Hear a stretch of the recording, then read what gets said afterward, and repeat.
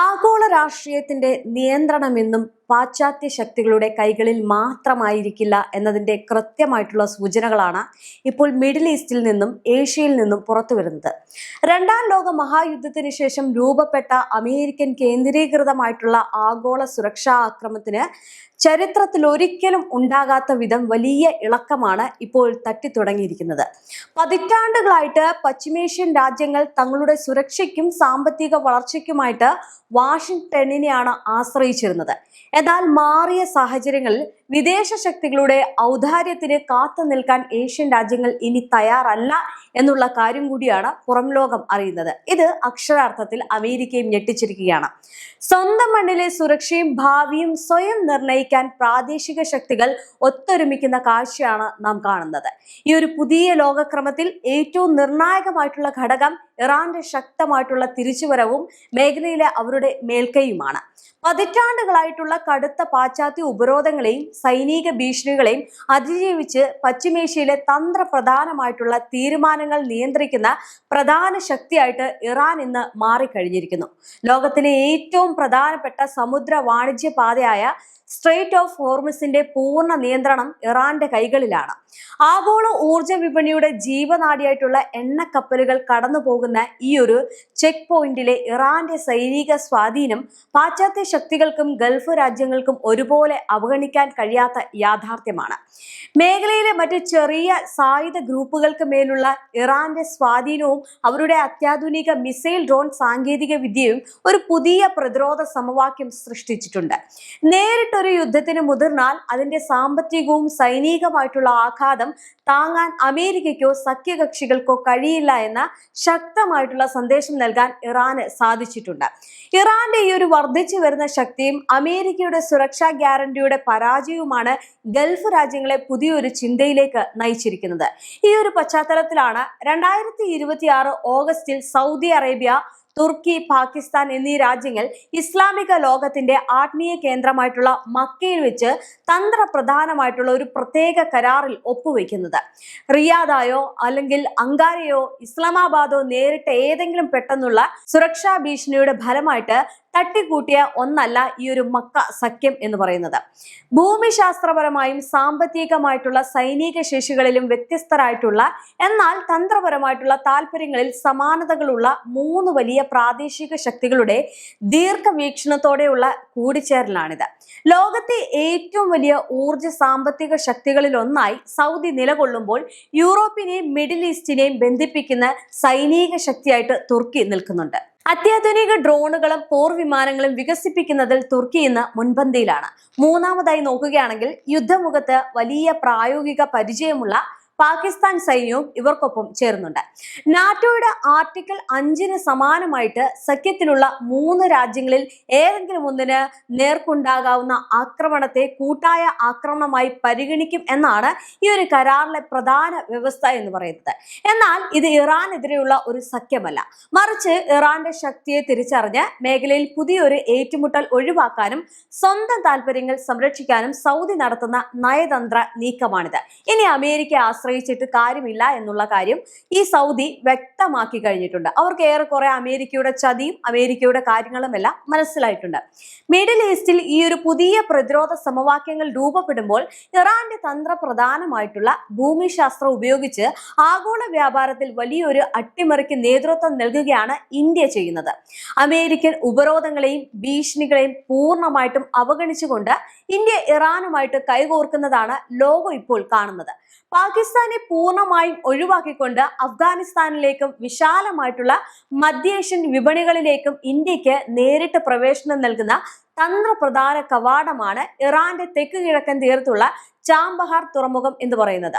ഇറാന്റെ മേൽക്കൈയുള്ള ഈ ഒരു മേഖലയിൽ ഇന്ത്യ നടത്തുന്ന നിക്ഷേപം ഏഷ്യയുടെ സാമ്പത്തിക ഭൂപടം മാറ്റിവരയ്ക്കുന്ന ഒന്നാണ്.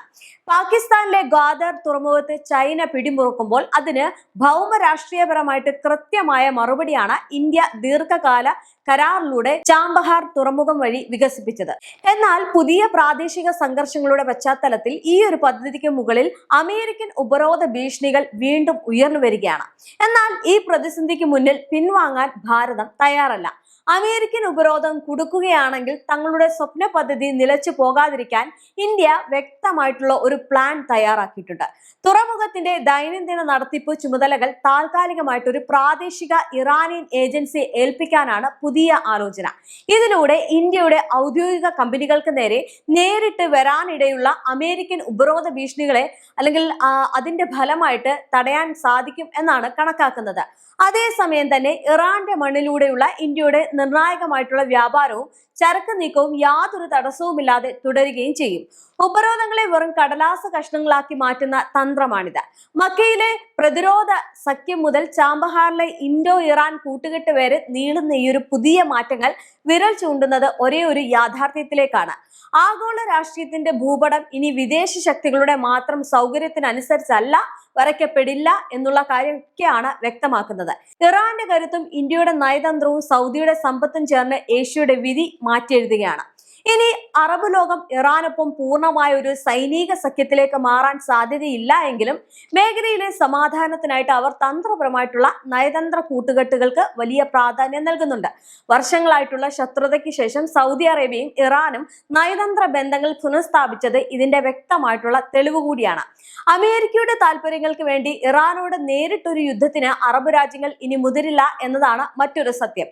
തങ്ങളുടെ സാമ്പത്തിക സുരക്ഷിതത്വത്തിനായിട്ട് ഇറാനുമായിട്ട് സമാധാനത്തിലും വ്യാപാരത്തിലും ഏർപ്പെടുന്ന ഒരു തന്ത്രപരമായിട്ടുള്ള സമദൂരം നിലനിർത്താനായിരിക്കും അറബ് ലോകം ശ്രമിക്കുക.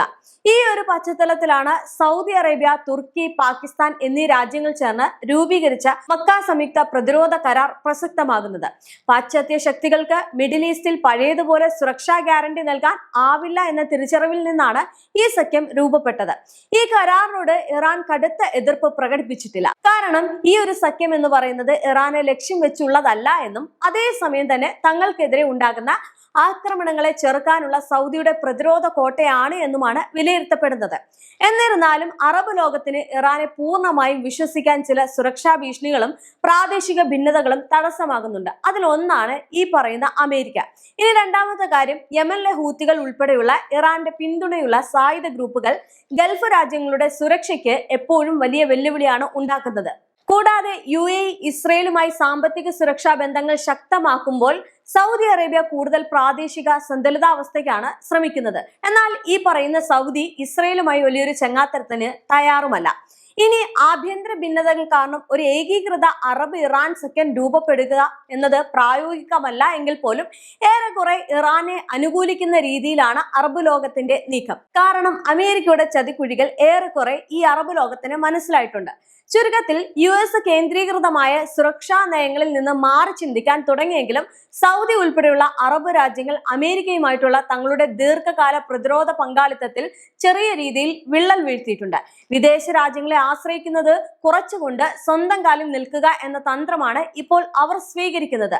അതുകൊണ്ട് തന്നെ അറബ് ലോകം ഇറാന്റെ ഒരു സഖ്യകക്ഷിയാകാൻ സാധ്യത കുറവാണെങ്കിലും അമേരിക്കയുമായിട്ടുള്ള ബന്ധം നിർത്താനുള്ള സാധ്യതയുമുണ്ട്. എന്നാൽ മേഖലയിലെ സമാധാനപരമായിട്ടുള്ള സഹപ്രവർത്തനത്തിനായിട്ട് അവർ ഇറാനൊപ്പം നിൽക്കും എന്നുള്ളതാണ് മറ്റൊരു കാര്യം. എന്തായാലും ഈ ഒരു യുദ്ധത്തിൽ ഇറാന്റെ മേൽക്കൈ ഹോർമുസിൽ വരുമ്പോൾ അവിടെ അറബ് ലോകം മുഴുവൻ അമേരിക്കയ്ക്കെതിരാകുന്ന രീതിയാണ് കാണാൻ സാധിക്കുന്നത്. അതുകൊണ്ട് തന്നെ അമേരിക്ക ഇത്രയും നാളും, അതായത് പതിറ്റാണ്ടുകളായിട്ട് കൊണ്ടു നടന്നിരുന്ന ആ ഒരു സാമ്രാജ്യത്വ ശക്തി പെടുന്നിനെ തകരുന്ന കാഴ്ചയാണ് കാണാൻ സാധിക്കുന്നത്.